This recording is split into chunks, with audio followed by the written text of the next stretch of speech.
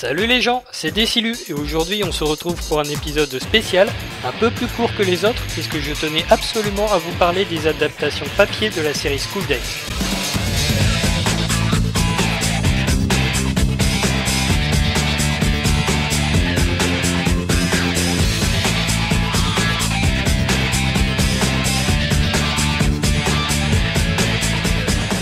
Avant de commencer, je précise que cet épisode est la suite directe de l'épisode 2 de Toramanga, donc je vous invite grandement à le regarder si vous ne l'avez pas vu.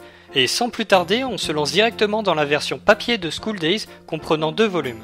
Donc Makoto est un lycéen amoureux de la belle Kotonoha. Il arrive à lui déclarer ses sentiments et finit avec elle grâce à l'intervention de son ami d'enfance, Sekai. Cependant, Sekai est elle aussi amoureuse de Makoto. Et là, vous êtes en train de vous dire que je vous prends certainement pour des couillons parce que cette histoire, vous la connaissez déjà. Et ce n'est qu'à moitié vrai. Faites qu'il n'ait pas compris, faites qu'il n'ait pas compris, faites qu'il n'ait pas compris. Même si l'intrigue commence exactement de la même façon que l'animé, pour le reste, c'est le jour et la nuit. Que ce soit le déroulement de l'intrigue, la relation entre chaque personnage et l'univers sombre de la série, absolument tout va changer grâce à un détail. Makoto est fidèle. Mais imaginez le choc, c'est comme si Michael Jackson luttait contre la chirurgie esthétique, c'est comme si notre président était aimé des Français. Ici, en revoir le salopard égoïste et sans cœur que l'on connaissait, dites bonjour au lycéen timide et réservé qui va s'endurcir et s'épanouir grâce au pouvoir de l'amour. Ce qui nous amène au principal problème, ce manga est chiant. Pourquoi ? Mais parce qu'il s'y passe rien. Makoto est certes super sympa, mais qu'est-ce qu'il est mou. Alors qu'est-ce qu'on obtient quand il se met avec la fille la plus coincée du bahut ? La romance la plus niaise du monde. Un autre détail me chiffonne, la qualité du manga diminue au cours du temps. Le découpage devient de plus en plus mauvais, de cadres originaux mettant en valeur les personnages, on passe à des cases rectangulaires basiques, et de la même façon, le nombre de pages par chapitre diminue au fur et à mesure. Et les héros prennent un chapitre entier juste pour s'appeler par leur prénom. Je rappelle que le manga ne fait que 2 tomes. Makoto est moins dynamique qu'un tétraplégique, Kotonoha est plus lente qu'un escargot faisant de l'asthme, et Sekai est une chauffeuse qui n'arrête pas de se mêler de ce qui la regarde pas.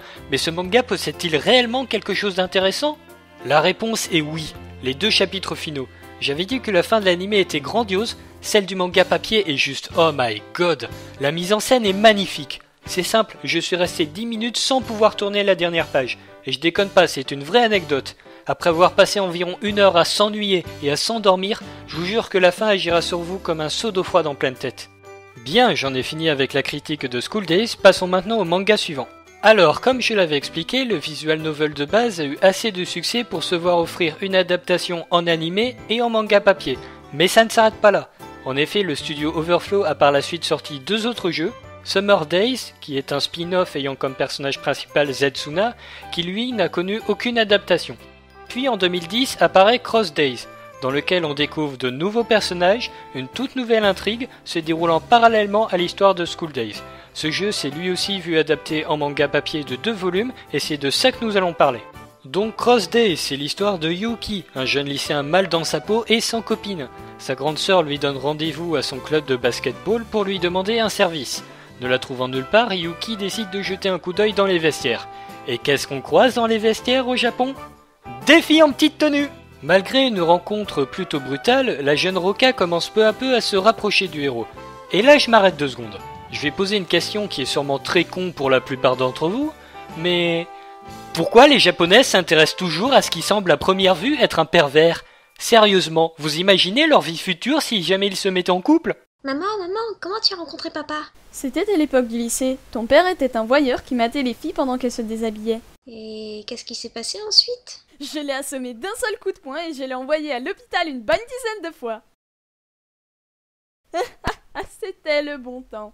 Pour revenir à l'histoire, Yuki semble plus intéressée par la belle et mystérieuse Kotonoha que par sa nouvelle amie.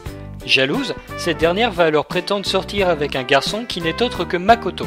Ce manga est, juste génial. L'histoire est bien rythmée, les dialogues sont vraiment drôles, le héros Yuki est très attachant et enfin on peut s'identifier facilement à un personnage.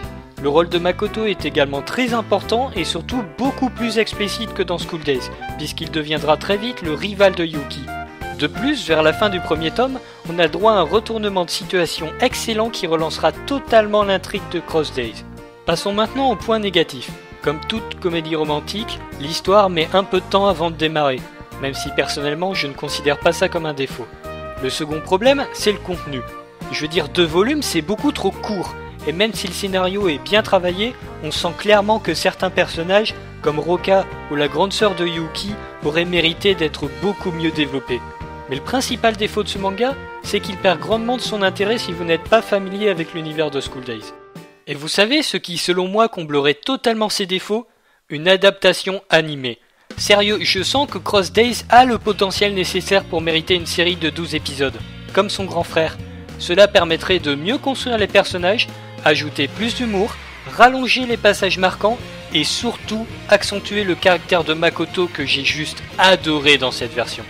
Ceci conclut cette critique de Cross Days que je vous recommande chaudement si vous avez 1 heure ou 2 de libre. Je tiens à remercier tous mes collègues youtubeurs pour leur accueil.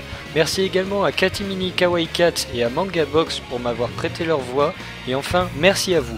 La chaîne a dépassé les 300 abonnés et c'est simplement énorme. Mais ne quittez pas la vidéo tout de suite car j'aimerais votre avis sur ma nouvelle conclusion. Cette vidéo est maintenant terminée, et si tu l'as aimé, je t'invite à liker. Il est vrai, je fais des vidéos par passion, mais j'ai surtout besoin de motivation. Si tu as un avis, une remarque à faire, alors n'hésite pas à laisser un commentaire.